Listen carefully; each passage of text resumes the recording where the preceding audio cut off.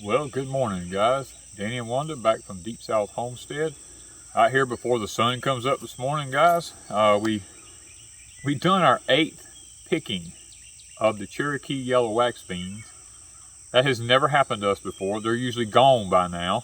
But we have been saving our own seeds and we've been acclimating them to our climate. Now this is what we picked this morning. Not many. Half a 5-gallon bucket. Not many. That's probably the last picking that we're going to get for some time. Now the crazy thing is, they're reblooming. We've never had that happen. Heat index yesterday was 112 here. And these things are still growing in 112 heat index. We've never had that happen before. But what it has done is the final row over here that we're saving for our seeds. Look how the plants look. They are starting to die, which is what we wanted. And that's what happens when you leave the beans on the plants and you don't harvest them. Look at the difference in the color of this row and these other rows. This one is dying. And now we've got to go through and pick off the dry beans now. We want them to dry on the plant, not off the plant. And look at those sweet potatoes. Oh, look at the sweet potatoes, yeah. The top 2 rows, okay, the 2 rows right here and here are Evangelines. Mr. Al potatoes. Mr. Al, actually I think the top 3 rows are, to be honest with you. And then the bottom 2 rows are white sweet potatoes. Now I never did really finish planting the end of this row right here. I have a bunch of them over in the little greenhouse. I need to plant that, I reckon, but it's done got so hot and we ain't getting any rain. But look at the Evangelines. I mean, just kicking it. And even blooming already. Oh, they're blooming like crazy. Yeah, and it's dry. It's bad dry right now. All right. Let's get in here and let's take a look at these plants. And let's talk a little bit about them. Okay, how to save seeds from your beans or peas. Rule number 1, do not plant any other variety in your garden. Only one variety at a time. We plant here. Now if you've got plenty of land, like we've got a lot of land, over on the hill by the barn, way back on the other side of the property back yonder, which is probably 600 feet from here, we have another variety back there. But do not plant. If you just do raised beds, small gardens, I don't care what any YouTube channel tells you, I don't care what anybody else tells you, do not plant any other variety of bean close to what you're planting if you plan on saving seeds. Now, will you get something that will still grow? Yes, but if you want to see what you'll end up with, go back last year or year before last, I forgot which one, and watch where we ordered seeds from a company, pole beans. We were trying to look for the Kentucky Wonder pole beans, yellow ones. We planted them over by the cabin away from everything else. Guys, we got 4 or 5 different kinds of beans on those plants. Because whoever planted for that company, planted other cultivars next to them somewhere, and they all cross-pollinated. I called the company back, if y'all remember in the video, and asked them about that, and they said, we can send you more seeds. I said, can you promise me that they're true seeds? And they said, no, we cannot do that. And I thought, that's just crazy. And I still have the seeds in the house right now. I haven't planted them because now we get kudzu bugs here really bad, so pole beans are out of the question for us because of the kudzu bugs. But now, getting back to the Cherokee yellow wax beans, these plants are dying, but these beans, they're not dry yet. They still have a little moisture in them. You don't want to pick them off when they're like that. You want to just go through. You can tell when you rub your hands on them. These are still not, see how they are drying, but the bean is still really large in the hull. If that bean's still large, it has not dried. Now I've just picked some off of these. I thought maybe I might find one that I missed here, which here's one right here I missed. And you have to hold the plant to pull them off. This one is papery. It's got a papery feel to it, like paper. Once you take it off, they'd start drying and they have a hard shell to them. Yeah, well, here's another one. This one's like paper. If the beans are real large in it, remember, and you can mash them and they're soft, They've not dried. These are hard as a rock, so these are done. And you imagine, like, see, that one has nothing in it. I always check them when I pull them off. Now, this one's got beans in them. Right there, those two have beans, but see how they're like papery? They're like paper. Those are ready. And then when you put them in a container, when you get them where you're going, take them out. Listen to this. Hear that dry sound? You want to take them and scatter them out on something and let them dry for another day or two on something that air can flow through them. Don't leave them piled up in a bucket like this, because if there's any moisture in them whatsoever from the dew or whatever, they will mold on you and you will lose them. So some of our plants, like this one here, now that one, the bottom end of that plant was touching the dirt. I'll just like pull it off. The top part still got a seed or two in it. I'll save that. This plant is gone. There's nothing else on it, so there's no one reason. left, or it has no. There's no root nematodes. See, that's another thing we were looking at. There's no root nematode, damage or anything like that. So that plant has died. But look at all the beans on these things, guys. None of these are ready. Oh, they're still firm. Haven't dried yet. Oh, there's one there this one has dried. This one, no. Do not pick them if they're not dry. All right, can you pull these bean plants up and hang them upside down and let them dry? No, don't do that. Okay. Is there any other way to dry them? Nope. They have to dry on the plant. What happens if they don't get to, like if you pick them at this stage here and lay them out? They'll shrivel up to nothing and just go away. You do not want to do that. I've done it in the past experimenting, and it does not work. So this works for beans and peas. Yep. Of any variety. Beans and peas of any variety.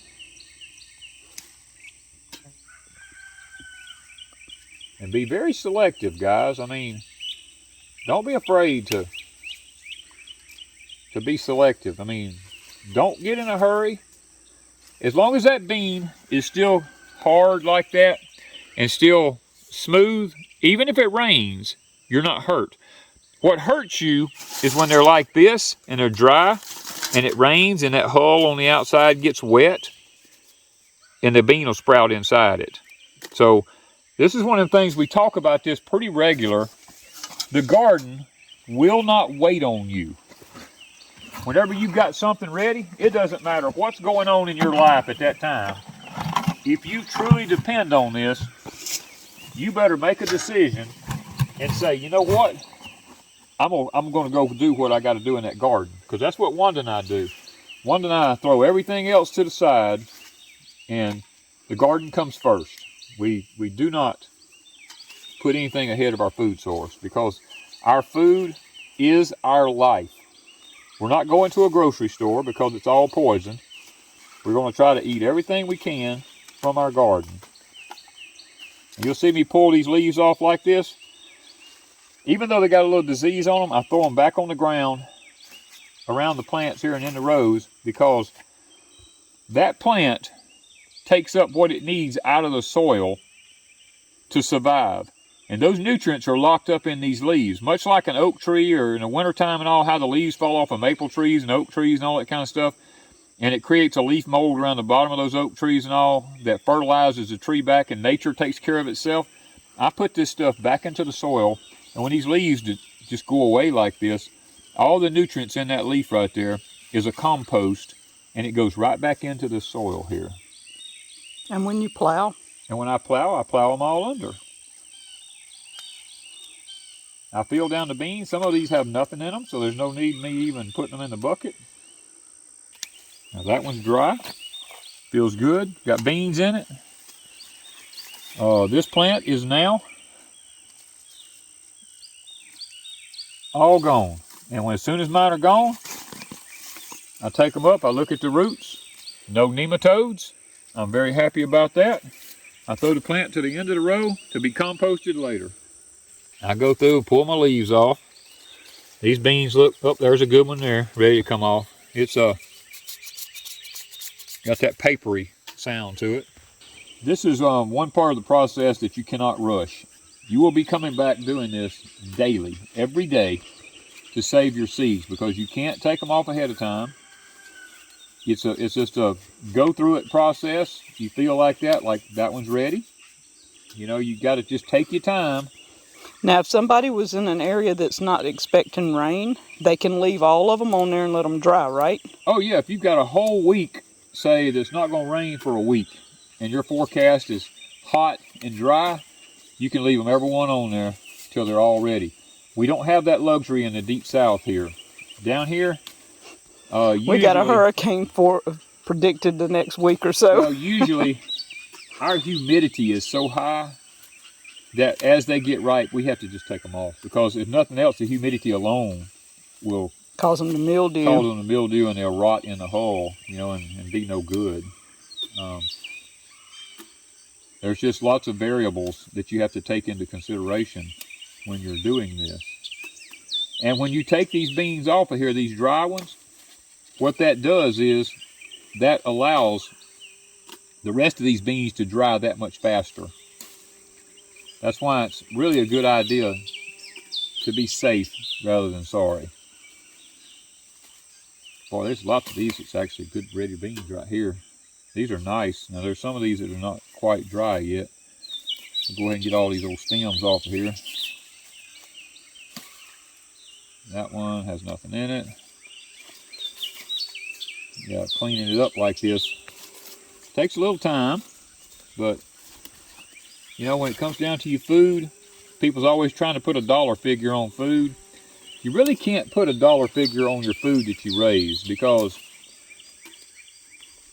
you'll either pay through this away or you'll pay through a doctor visit.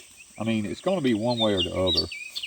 If you eat that junk out of the grocery store, you're going to spend time in a doctor's office. You're going to have high blood pressure, sugar problems. You're going to have all these issues. And not to say that any of us are immune from any of that, just because we raise our own food, but it does help if you raise most of your own food.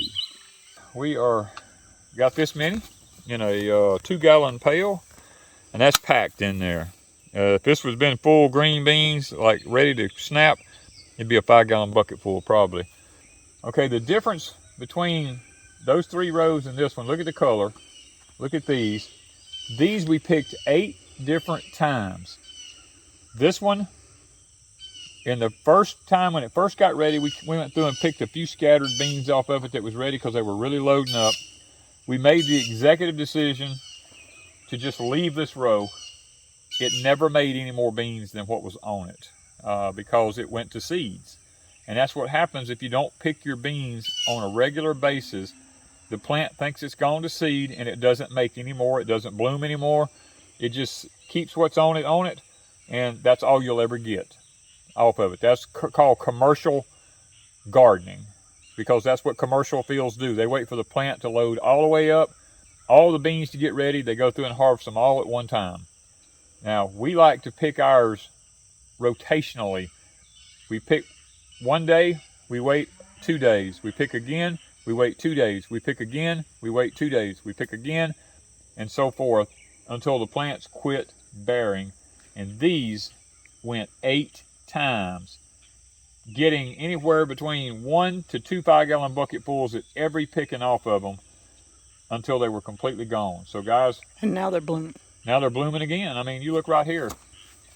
These plants, see here, here's one right here. Look at them. It's done starting to bloom there. Little beans. Little beans on it there. I mean, these things are starting to do it again. Now, will they make in our heat? I honestly don't know, but this first time we've got them in June. We don't ever pick snap beans in June.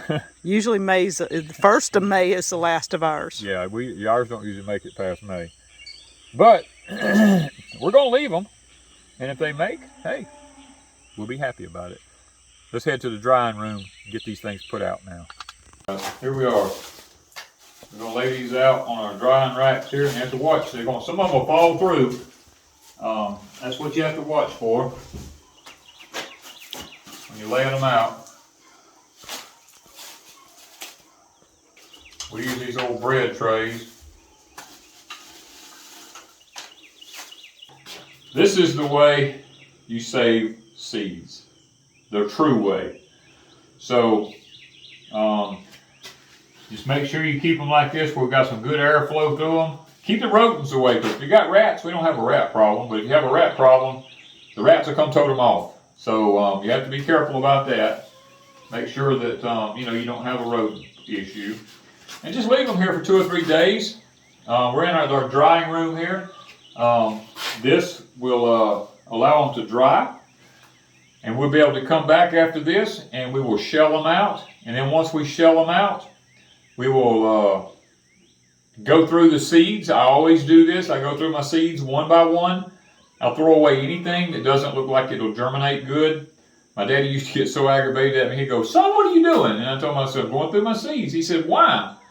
I said, "Well, I want to make sure what germinates and what don't germinate." And he goes, "Just plant them extra thick." My dad was old-fashioned. He just poured seeds down the row. And I told him, I said, "No, I'm not going to do that. I want to take time, make sure all my seeds are good seeds." And he'd just shake his head at me. But that's the way I am. I'm a little OCD when it comes to that. So guys, remember to save true seeds, one variety at a time.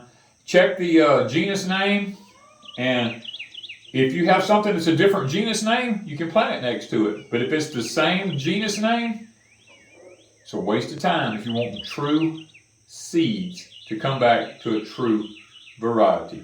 Thank you guys from Deep South Homestead. So, would you like some survival garden seeds from Deep South Homestead? A couple of weeks ago, Angela sent me a message and said it would be awesome if you and Danny would offer some seeds that you had saved in a giveaway. And so I got to thinking about that. She suggested maybe 5 seeds of each kind and about 4 or 5 different kinds that we could give away to a winner. And when I got started, I couldn't just stop there. You know me. I love to give stuff away. So I made up 60 little bags of seeds, and it's all seeds that Deep South Homestead saved over the years.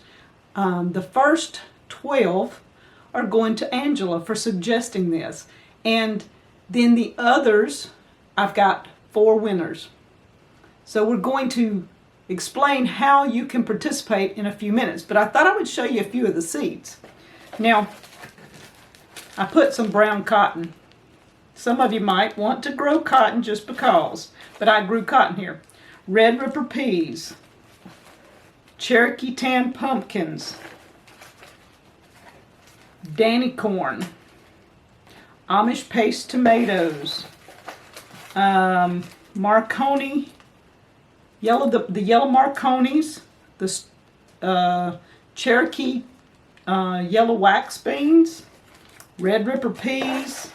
I think there's some Star of David okra in here. Small sunflowers. If y'all remember, I was in the sunflower challenge. I did sunflowers. Malabar spinach. Let's see if there's anything else I've kind of missed. I don't know if that's all of them or not, but let's see what this is. Oh, the butter peas. Yes. So there's quite a variety in here, and I don't know if I've missed anything, but that's, y'all can see I've got 60 packets in here. So Angela has 1 envelope. I have 4 more here. Now what I'm going to do is I'm sending out 12 packets of seeds, possibly more, because I'm going to go through and put some wildflower seeds in there that I have also. Different things like that. I'll just mix up some and throw that in. The other thing is I'm going to send a live plant. It will either be garlic chives, multiplying onions, lemongrass, or the peppercorn. A live plant, 2 or 3 if it's small or whatever, but there'll be enough of a live plant that you should be able to get started. The purpose of the Deep South Survival Garden seeds, or survival seeds I should say, is that you learn to save your own seeds. This is not about you having enough to plant and feed your family for the year. It is about learning to save seeds. Most people do not know how to save seeds or have never even tried to save seeds. And so these will be enough seeds. Each little packet has more than 5 seeds. I don't like to count, so I just pick up some and put in there. So you will have enough to make quite a bit. Usually 2 plants, if done right, will be enough to save seed for a family for the next year, unless it's something like peas and corn and beans. You want more than just a few seeds. But my challenge is the people that get these seeds to learn how to save seeds from these so that they have seeds for their family for next year and the year after that and the year after that. Here I have 4 envelopes. I numbered them 1, 2, 3, 4. I didn't get inventive. I just numbered them 1, 2, 3, 4.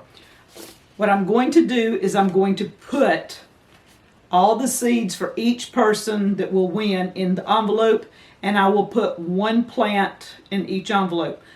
In the comments, in order to win Deep South Survival Seeds, to participate in the challenge and save your own seeds, I would like for you to write 1, 2, 3, or 4. It has to have a number, 1 number. Any one of the 4 numbers, it doesn't matter.